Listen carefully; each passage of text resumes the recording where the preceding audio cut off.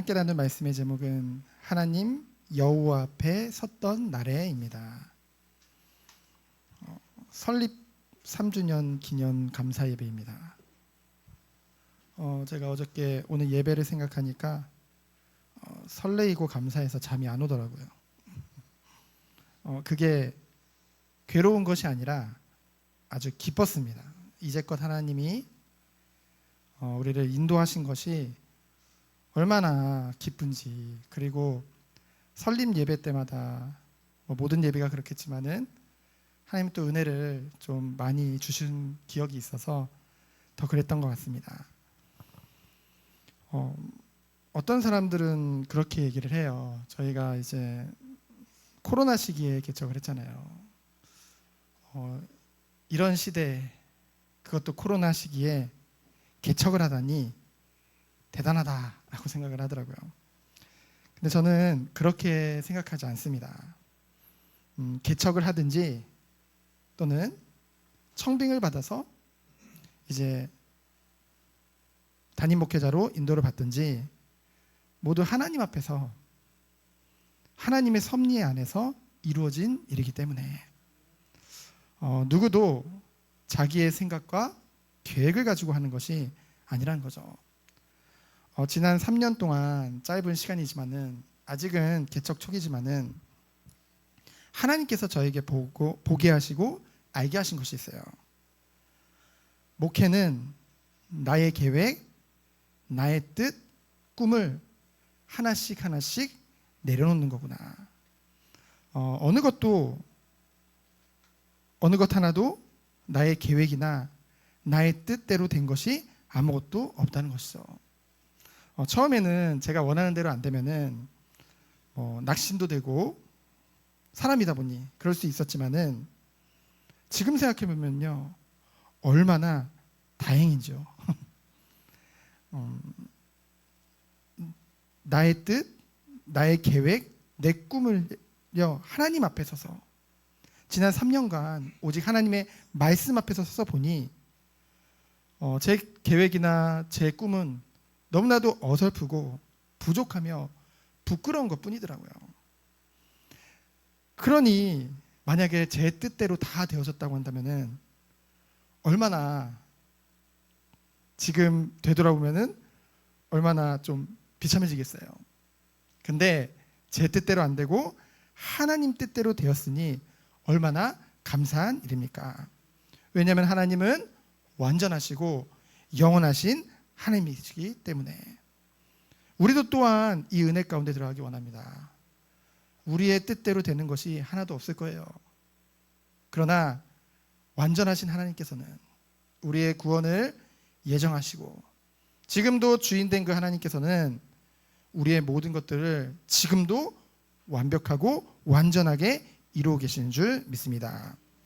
그래서 앞으로도 이 정원교회의 머리 되시는 주님께서 당신의 선하신 뜻을 이루어 나가는데 우리가 정말 말씀 앞에서 자기를 부인하고 자기 십자가를 지고 순종하며 오직 주만 따르는 정원교회, 그리고 정원교회 성도님들 되어지기를 예수 그리스도 이름으로 축원드립니다. 이 설립 때 하나님이 개척 때 예배 때 주신 비전이 있어요. 바로 그리스도 안에서 섬기는 교회라는 것이죠. 여기 현수막에도 지금 적혀 있는데요. 정원교회는 정로를 가기 원하는 교회입니다. 더디더라도 차근차근 하나님이 인도하시는 그 바른 길로, 옳은 길로 가는 것이죠. 그래서 1주년 때 어떤 말씀을 주셨냐면은 그냥 저희는 아시다시피 성경을 순서대로 나가잖아요. 근데 그날 하나님이 본문으로 여호와 이레라는 말씀을 주셨어요. 그래서 정말 아무것도 없이 시작됐거든요, 이 교회는.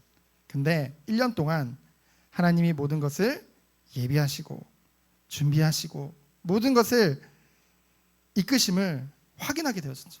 그래서 하나님이 이 장소도 우리 성도님들도 그리고 모든 것들을 하나님이 다 준비하신 것을 보게 되어졌습니다. 그러면서 2주년 때는 십계명 말씀이었어요. 그래서 하나님이 쳐주신 울타리, 이 하나님이 쳐주신 울타리는 우리를 가두기 위함이 아니라 보호하고 보살피기 위함이란 것이죠. 우리는 선줄로 생각을 하죠. 하지만 우리는 여전히 양과 같이 너무나도 연약합니다. 앞을 잘 보지 못해요. 우리 욕심대로, 우리 고집대로 행하려고 한다는 거죠. 그러한 우리를 하나님이 보호하시고 보살피기 위해서 가장 기본이 되는 경계선을 말씀을 통해서 우리에게 쳐주신 것이죠. 그 안에 우리가 있는 것입니다. 그리고 오늘 3주년 기념 감사예배 때 이제 신명기 모세가 이제 회고하는 거죠. 하나님의 여호와 앞에 섰던 날에, 오늘 본문을 보면은 그동안 이스라엘에게 베풀어 주셨던 하나님의 은혜를 회상하며 이스라엘로 하여금 하나님에 대한 순종을 이제 촉구하는 것을 지금 기록하고 있습니다. 그래서 지난 3년간 우리 모두에게 하나님께서는 우리의 모든 것들을 다 내려놓고 온전히 하나님 앞에 순종하는 시간으로 인도하시는 줄 믿습니다. 그 구체적인 방법이 뭐였어요? 하나님의 말씀인 성경을 통해서 하나님의 말씀 앞에서 우리를 인도하신 줄 믿습니다. 지난 2월 26일 수요일 생명의 삶 묵상 에세이를 보시면요, 무엇에 집중할 것인가 그런 내용이 있어요. 그걸 잠깐 읽어드리면은 이제 기업을 예로 들어서 말을 하고 있는데요, 이제 여우와 고슴도치 전략을 얘기합니다. 그래서 여우는 영리하고 약사 빠르죠. 그러나 고슴도치는 빳빳한 침을 몸 밖으로 세워 자신을 보호하는 것밖에 할 줄 모릅니다. 그런데 여우는 이런 고슴도치를 당해내지 못한다는 것이죠. 뭔가 사람들이 좋다고 하면은 뭔가 문어발식으로 사업을 하고 이것저것 좋다니 아니요. 그 핵심은 단순함을 극대화했을 때 그 미국의 기업들이 이제 그 고슴도치 전략을 통해서 글로벌로 성장한 것을 우리는 보게 됐죠. 물론 기업과 교회를 비교하는 것은 아닙니다. 이와 같이 교회와 성도들도 중요한 것과 중요하지 않은 것을 분별해야 되겠죠. 사람들이 좋다고 하는 프로그램, 방법론 엄청 많습니다. 이 땅에 교회가 많은 만큼 방법들도 프로그램도 참 많아요. 근데 각 교회마다 하나님이 그 교회마다 형편이 있는 것이고 이끄심이 다 다른 거거든요. 중요한 건 그 방법론에 현혹되지 말고 가장 중요하고 핵심적인 사역에 집중적으로 모든 것을 우리가 쏟아야겠죠. 그 중요한 것이 바로 하나님의 말씀인 줄 믿습니다. 마지막 때일수록 하나님의 말씀에 오직 예수님께 집중해야 된다는 것이죠. 말씀으로 인도받기까지 마치 고슴도치 같이 가만히 기다리면서 성령의 일하심을 의지하겠죠. 예수님이 그렇게 하셨던 것처럼 이것저것 모두 신경 쓰기보다는 정말 중요한 것, 하나님의 뜻을 이루는데 집중해야 될 줄 믿습니다. 그래서 정말 우리가 더디더라도 이 말씀을 하나하나 가감하지 말고 정말로 살펴봄으로써 정말 우리의 뜻을 갈수록 다 내려놓고 오직 하나님의 뜻을 붙잡고 하나님의 뜻을 우리가 정말로 그곳에 소망을 두고 모든 소원을 두고 인도받는 우리들 되어지길 예수 그리스도로 축원드립니다. 그래서 가장 기본이 되고 모든 것이 되는 것이 바로 예배예요. 예배가 모든 것입니다. 이 정원교회가 생길 때 처음 개척을 하자고 하셨던 분들이 가족이죠. 근데 그분들이 하셨던 말씀이 참된 예배를 드리고 싶다. 하나님 앞에 예배를 드리고 싶다. 그거 한 가지였거든요. 그래서 작은 교회지만은 모든 예배를 다 드렸습니다. 새벽 예배도 했고요, 수요 예배, 차량, 그리고 어린이부 예배, 그리고 오전 예배, 오후 예배 다 드렸거든요. 정말 이 예배에 집중하는 것이 모든 거구나. 그 예배가 드리면 드릴수록 말씀 앞에 서면 설수록 우리가 무엇인가 얻기 위해서, 물론 없습니다. 예배를 가면 은혜도 받고요, 여러 가지 하지만은 중요한 것은 하나님이 우리를 예배자로 부르셨구나. 하나님은 우리의 예배를 정말 받으시길 원하시는구나. 예배드릴 때 정말 모든 것이 다 회복되어지는구나. 그것을 맛보게 하신 것 같습니다. 그래서 첫 번째로 가감하지 말고라고 했죠. 1절부터 8절입니다. 1절에 보면은 이스라엘아 내가 너희에게 가르치는 규례와 법도를 듣고 준행하라고 했죠. 듣고 그대로 순종하라는 것입니다. 하나님의 백성에게 가장 바람직한 삶은 하나님의 말씀을 향해 자기의 모든 생각과 삶을 돌이키는 데서부터 시작된다는 거죠. 삶의 방향을 하나님의 말씀으로 돌이켜 그분의 말씀을 따르는 삶을 살아야 될 줄 믿습니다. 오늘날 많은 말씀들을 그리스도인들이 듣고 있습니다. 많은 말씀들을 들어요. 그러나 정작 그 말씀을 향해 있는 그리스도인은 얼마나 될까요? 누가복음 8장 15절에 보면은 좋은 땅에 있다는 것은 착하고 좋은 마음으로 말씀을 듣고 지키어 인내로 결실하는 자니라라고 예수님께서 씨 뿌리는 비유로 말씀하셨죠. 정말로 우리가 말씀을 향해 바로 서서 그 말씀을 따라 성실하게 순종하지 않고 단지 귀로만 말씀을 듣는 자의 삶은요, 말씀으로 말미암는 그 어떤 열매도 맺을 수가 없다는 것이죠. 그래서 오늘 말씀에 이제 이스라엘아 내가 너희에게 행하라고 가르치는 규례와 법도를 들으라, 쉐마죠. 그리고 준행하라. 행하고 가르치라는 의미입니다. 그래서 이스라엘 백성들이 단지 말씀을 듣기만 하는 것을 하나님은 원치 않았어요. 말씀을 가르친 목적은 그 말씀을 듣고 그것을 행하도록 하기 위함이라는 것이죠. 우리가 말씀을 듣고도 행하지 않는 이유는 무엇입니까? 믿지 않기 때문이에요. 우리는 정말로 하나님의 원하시는 참된 믿음 속에 들어가기 원합니다. 그리하면 살 것이요 그리고 들어갈 것이요 그 땅을 얻게 되리라고 말씀하고 있죠. 우리는 이 순서대로가 아니라 우선 들어가서 얻으려고 해요. 아직 내가 살아나지도 않았는데.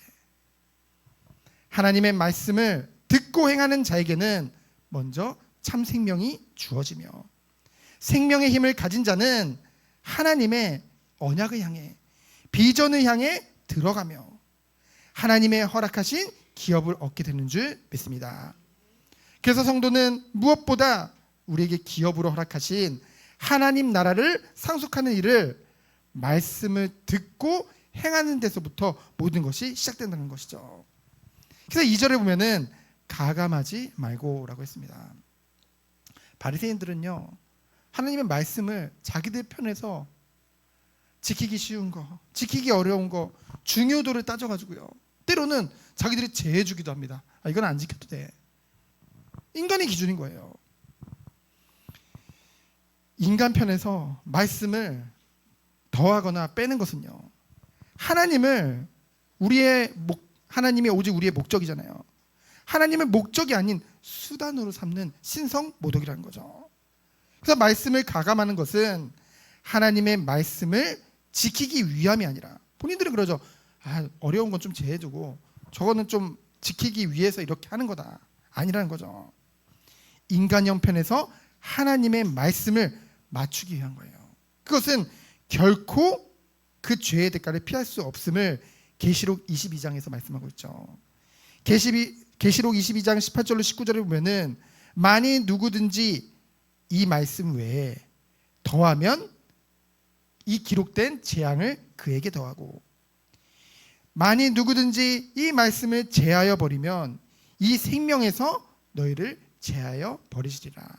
하나님의 말씀입니다.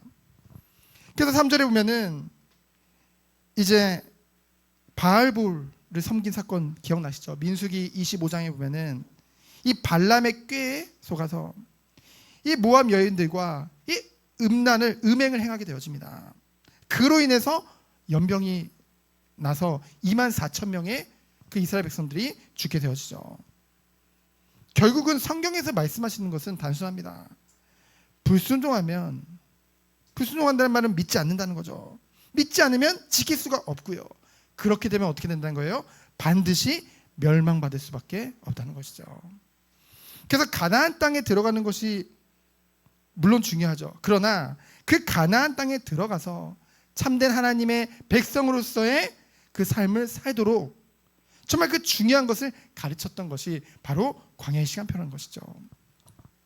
그래서 4절에 보면은 그러나 붙어 떠나지 않는 자는 다 살았어요. 하나님의 말씀에 이 교회에 이 예배 가운데 붙어 떠나지 않는 자는 참된 생명을 누리는 자인 줄 믿습니다. 그래서 5절에 보면은 이 모든 것을 가르친 이유는 뭐라고 했어요? 아주 명확하게 얘기했죠. 들어가서 그대로 행하려 하기 위함이니라. 이것이 하나님이 우리를 향한 뜻인 줄 믿습니다. 이것이 참 지혜요 지식이라고 말씀하고 있는 거예요. 그냥 하나님의 말씀이 마음에 머물러 있는 것으로는 지혜와 그리고 구별된 분별을 나타낼 수 없다는 것이죠. 여러분, 우리에게 분별이라는 것은, 분별력이라는 건 뭔가요? 왜 분별력이라고 했을까요? 힘, 능력이란 말을 썼을까요? 이 분별력은 죄를 멀리할 수 있는 힘입니다. 그렇죠? 이 분별력이 없으면은 뭐가 죄인지도 몰라요. 하나님 앞에서. 정말로 우리가 말씀에 순종할 때 지혜와 분별력이 검증되어지고, 그래서 하나님 백성의 지혜와 분별은 삶과 떨어져서 생각할 수 없다는 것이죠. 그래서 야고보서 2장 22절에 보면 중요한 말씀합니다. 내가 보거니와 믿음이 그의 행함과 함께 일하고 행함으로 믿음이 온전하게 되었느니라. 하나님의 말씀입니다. 그래서 7절에 보면은 가까이함을 얻은 큰 나라로 세우신 것이죠. 시편 34편 18절에 보면은 여호와는 마음이 상한 자를 가까이 하시고라고 했습니다. 우리가 예배를 통해 주님과 가까이 하는 그런 시간이 되어지기에 축원드립니다. 이사야 55장 6절에 보면은 너희는 여호와를 만날 만한 때에 찾으라. 가까이 계실 때에 그를 부르라. 이 시간이 정말 여호와를 찾을 만한 때요. 가까이 계실 때 그를 부르는 그런 자리인 줄 믿습니다. 그래서 야고보서 4장 8절에 보면은 하나님을 가까이 하라. 그리하면 너희를 가까이 하시리라. 하나님의 말씀입니다. 그래서 하나님의 택함을 받은 그 이스라엘 백성과 다른 이방인들과의 가장 큰 차이는 무엇인가요? 하나님이 그들을 택하셨다는 것은 하나님이 그들에게 은혜를 주셨다는 거예요. 그리고 그들에게 하나님은 언약을 주셨죠. 하나님의 언약을. 근데 은혜의 언약이라고 합니다. 하나님 편에 서서 모든 것을 해야 돼요. 구원이라는 것은. 구원은 하나님 편에서 인간에게 줄 수밖에 없는 그런 것이 왜 그러냐면요. 인간은 결코 원죄로 인해서 결코 하나님을 찾을 수 없는 상태 가운데 있었기 때문에, 원죄로 인해서 전적인 타락 가운데, 부패 가운데, 무능 가운데 있었기 때문에, 그래서 하나님이 택하시고, 그들은요 무능 가운데 있다는 건 무슨 말이냐면요, 무엇이 무능해졌냐면요, 원래 인간 하나님의 형상으로 하나님을 끊임없이 찾거든요. 하나님과 교제하거든요. 근데 죄로 인해서 하나님을 더 이상 찾을 수가 없는 거예요. 하나님의 존재 자체를 의식하지 못합니다. 그러니 하나님이 택하시고 은혜를 베풀어 주신 거예요. 우리가 아직 죄인 되었을 때 그리스도께서 우리를 위해서 대신 십자가에서 죽으심으로 우리를 향한 자기의 사랑을 확증하셨느니라. 예수님이 우리의 죄를 위해 죽으신 것입니다. 그로 인해서 우리에게 그 예수님을 믿는 믿음을 은혜 선물로 주셔서 그 예수님을 믿을 때 우리에게 다시 하나님을 찾는 그 마음이 생기는 거예요. 하나님께로 끊임없이 가고자 하는 그 마음이 이 성령의 도우심과 일하신 가운데 우리에게 일어난다는 것이죠. 그러나 여전히 우리는 죄성을 가지고 있어요. 그래서 신앙생활이라는 것은 끊임없이 영적 싸움을 싸우는 것입니다. 하나님을 찾으려는 우리의 마음과 그러면서 육신의 정욕을 따르는 그 마음이 싸우는 거예요. 근데 우리 힘으로는 안 되죠. 그래서 우리는 은혜 받아야 돼요. 그래서 우리는 하나님 말씀 앞에 서야 되는 거예요. 우리의 의지로는 결코 우리의 죄성을 이겨낼 수가 없습니다. 게다가 이것을 가지고 끊임없이 우리를 유혹하고 넘어뜨리려고 하는 그 영적 존재 사단도 있잖아요. 그래서 하나님은 우리에게 싸우라고 했죠. 그래서 우리에게 말씀의 검을 가지라고 말씀하신 것입니다. 그래서 하나님께서는 이스라엘을 전적으로 사랑하셔서 그들과 언약을 맺으시고 가까이 해주신 것이죠. 다른 이방인들과는 그들이 아무리 대단한 요새를 짓고 많은 풍성한 그런 세상적인 것들을 가진 것 같지만은 결코 이스라엘이 받은 축복과는 비교할 수 없는 거예요. 근데 이스라엘이 그걸 아직 몰랐다니까요. 그래서 하나님이 광야를 통해 그리고 많은 모세와 그 여호수아 지도자를 통해 하나님이 지금 가르치고 인도하고 계시는 것입니다. 그것이 작은 교회요. 그것이 교회를 예표하는 것이요. 그것이 오늘날 우리에게 주어진 이 교회의 축복인 줄 믿습니다. 그래서 이제 하나님은 여기서 보면 때마다로 번역했는데요. 이것은 모든 것 안에서란 거죠. 그래서 우리의 기도뿐만이 아니라 그 어떤 상황 중에서도 하나님은 우리의 모든 것을 가까이서 들으시는 하나님인 줄 믿습니다. 출애굽기 3장 7절을 보면은 이스라엘이 하나님께 기도했을까요? 그들의 부르짖음을 하나님 들으셨다고 했는데 이스라엘이 하나님을 막 찾고 기도해서 하나님이 들으셨을까요? 아니죠. 이스라엘은 비록 하나님을 잊고 살았지만은 하나님께서는 이스라엘을 저버리지 않았어요. 그들의 외치는 소리에 가까이 해주셨다는 거죠. 이것이 하나님이 우리에게 베풀어 주신 은혜입니다. 우리가 아직 죄인 되었을 때 우리는 날마다 그 은혜 가운데 들어가야겠죠.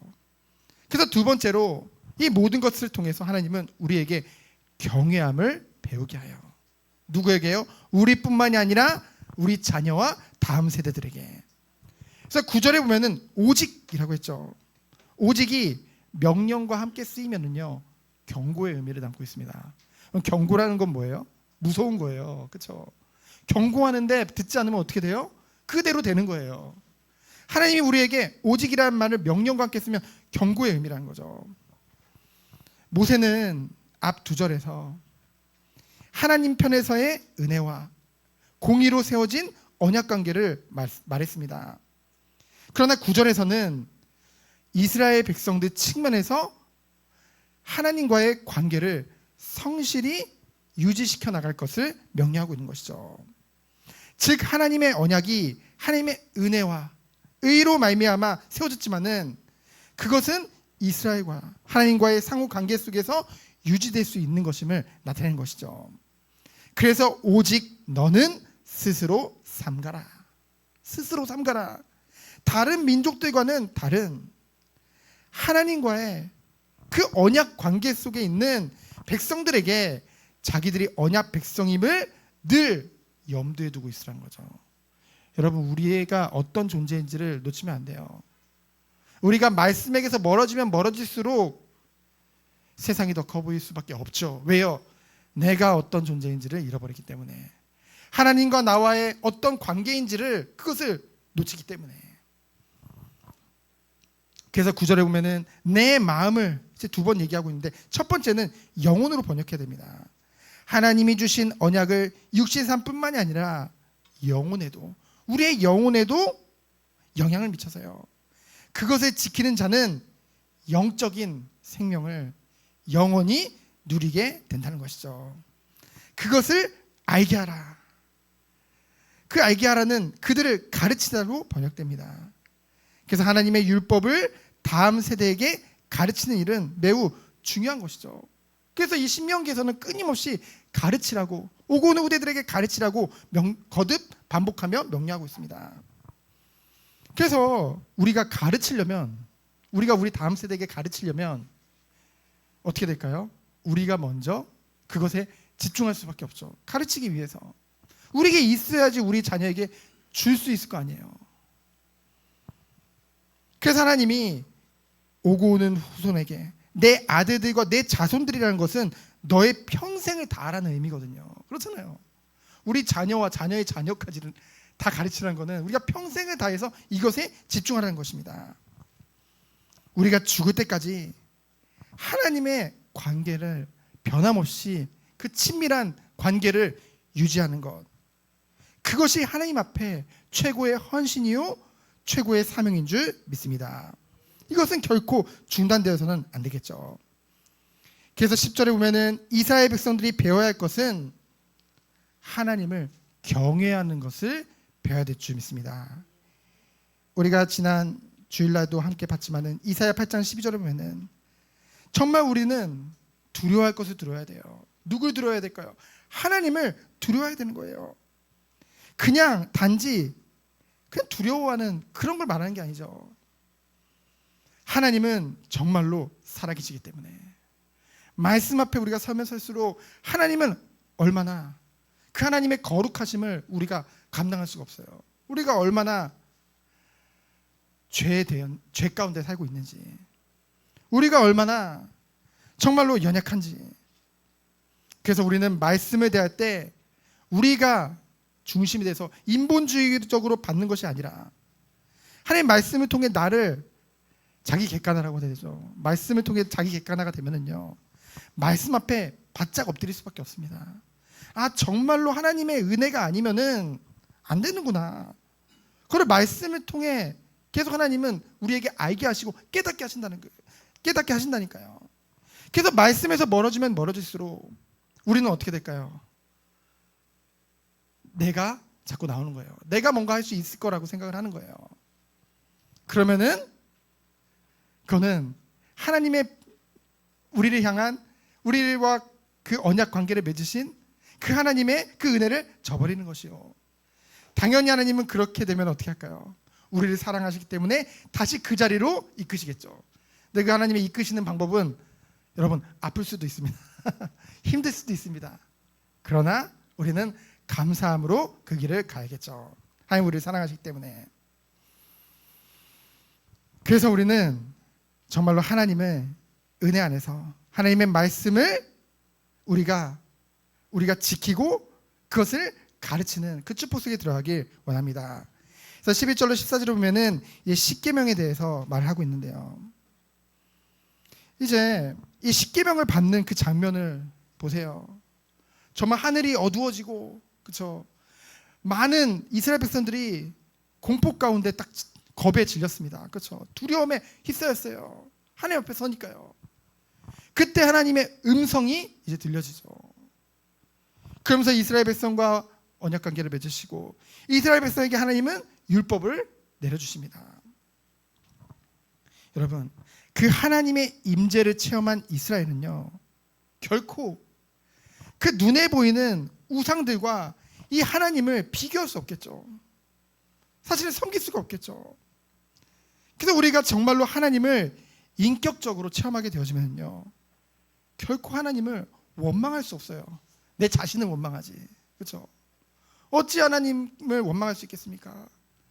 하나님을 우리가 정말로 알면, 하나님의 사랑을 정말 우리가 깨닫게 되어지면요, 아, 내가 너무나 욕심 가운데 행하였구나. 내가 오직 정욕 가운데 살고 있었구나. 그것을 보게 되어지죠. 그래서 13절에 보면은 그의 언약이라고 했죠. 언약을 세우신 주체가 바로 하나님이라는 것입니다.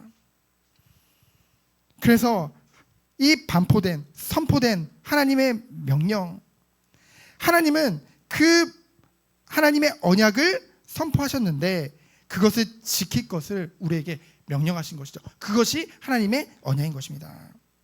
즉 선포가 명령이라는 거예요. 그래서 십계명을 포함한 모든 하나님의 율법들은 우리를 아까 말씀드렸듯이 울타리라는 것은 우리를 가두기 위함이 아니라 우리를 보호하기 위함이라는 것이죠. 사랑입니다. 우리는 이 말씀의 울타리 안에서, 그 말씀 안에서 참된 보호와 보살핌과 참된 은혜를 누리게 되어진다는 것이죠. 그것이 성도에게 주신 축복인 줄 믿습니다. 그래서 14절에 보면은 40년 전에 말씀이 오늘 가나안 땅을 앞에 두고 이제 다음 세대에게 가르치는데요. 그 이유가 뭐래요? 건너가는 것은 당연합니다. 중요한 건 뭐예요? 그 땅에서 행하게 하려 하심이라. 이것은 행함으로 구원을 받는다는 것을 말하는 것이 아닙니다. 우리에게 하나님은 구원을 주셨죠. 칭의 구원을 주셨습니다. 이제는 그리스도 안에서, 성령의 그 은혜 안에서 우리가 날마다 성화되어지는, 그래서 이제는 이 영적 싸움 가운데 내 승리해서 정말 온전한 그 축복을 누리는 그 은혜 가운데 우리를 인도하시기를 원하신다는 것이죠. 그래서 세 번째로, 마지막으로 15절로 40절에 보면은 다른 신이 없음을 알게 하신다고 말씀하셨습니다. 간단하게 살펴보면요, 15절로 24절에 보면은 결론적으로 뭐냐면요, 우상 숭배를 절대 하지 말라는 거예요. 23절에 보면은 하나님은 소멸하는 불이요 질투하는 하나님이라고 24절에 말씀하고 있죠. 우상 숭배가 또한 그 우상 숭배를 너희들이 말을 듣지 않고 그것을 행했을 때 오는 죄의 대가에 대해서도 25절로 32절에 예언하고 있습니다. 근데 여러분 보세요. 이 예언대로 실제로 지금 이후로 이스라엘 백성들이 하나님의 이 말씀을 듣지 않고 정말로 우상을 섬기며 그 하나님을 떠나게 되어졌을 때 어떤 일이 벌어졌나요?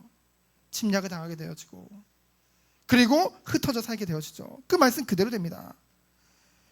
우상 숭배 시 속히 너희들이 망하고, 그냥 망하는 게 아니라 속히 망한다고 했죠. 흩어져서 소수만 살아남게 될 것이다. 그리고 또 헛된 신을 섬기게 될 것을 말씀하고 있습니다. 근데 중요한 게 있어요. 29절로 30절에 보면은 그러나 그곳에서 회개하고 전심으로 여호와를 구하면 자비하신 하나님께서 이스라엘을 버리지 아니하시고 그 맹세하신 언약을 잊지 않으실 것을 말씀하고 있습니다. 얼마나 감사해요. 우리는 회개할 때 주님이 우리를 버리지 아니하시고 그 맹세하신 언약을 잊지 않으시고 반드시 이뤄나가신 줄 믿습니다. 그래서 마지막으로 이 과거의 모든 역사를 회상시키면서요, 오직 참된 유일한 하나님만을 섬기도록 말씀하고 있죠. 32절로 40절입니다. 그래서 창조 때부터 지금까지, 그리고 출애굽의 전 과정을 보면은 하나님이 약속하시고 그 약속을 하나님이 지키신 것을 우리는 보게 되어지죠. 여러분, 지금까지 여러분 우리의 삶을 한번 회고해 보세요. 회상해 보세요. 우리 뜻대로 안 된 것 같지만은 하나님은 약속하신 것을 지금도 이루고 나가시는 줄 믿습니다. 그 시간인 거예요. 그래서 여호와만 유일하신 하나님으로 알아 섬기며 그분의 말씀을 지켜 행하라고 말씀하고 있는 것이죠. 39절입니다. 그래서 40절에 보면 그리하면 여호와께서 주시는 가나안 땅에서 영원 복락을 누릴 것을 말씀하고 있습니다. 우리는 먼저 가나안 땅을 얻고 거기서 누리기만을 원하고 있는데 하나님은 먼저 우리가 살아나기를 원하세요. 그리고 살아날 때 우리는 하나님을 바라보게 되어지겠죠. 정말 하나님이 원하시는 것을 구하게 되겠죠. 그것이 비전입니다. 그때 우리는 그곳에 들어가서 하나님이 예비하신 그 기업을 우리에게 얻게 하실 줄 믿습니다. 그래서 마지막 결론은 뭡니까? 이대로 가감없이 하나님의 말씀에 끝까지 순종하며 우리가 나아가길 원합니다. 이번 주 수요일은 제의 수요일입니다. 제의 수요일. 이게 뭐냐면은 이제 부활절을 앞두고 사순절이 시작되는 날이 이제 이번 주 수요일입니다. 3월 5일이죠. 그래서 우리가 정말 죄를 뒤집어 쓰고 이제껏 우리도 모르게 하나님을 순종하지 못했던 그 모든 것을 회개하고 저 온전히 이 40일 동안 금식 기도하는 말은 못하겠어요. 저도 금식을 40일 동안 못하기 때문에.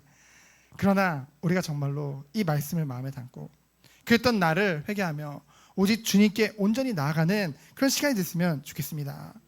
그래서 우리가 정말로 시편 2편의 다윗의 고백과 같이 여호와의 말씀을 즐거워하며 주야로 묵상하며 정말 하나님과의 참된 친밀한 관계 속에, 교제 속에 들어가는 우리 모든 성도님들 되어지기를 예수 그리스도 이름으로 축원드립니다. 시간 기도합니다. 하나님 감사합니다.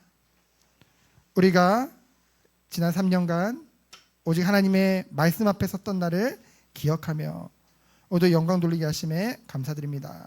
우리의 남은 일생도 온전히 주님만을 따라 사는 우리 한 사람 한 사람 되도록 주께서 축복하여 주옵소서. 살아계신 예수 그리스도 이름으로 기도합니다. 아멘.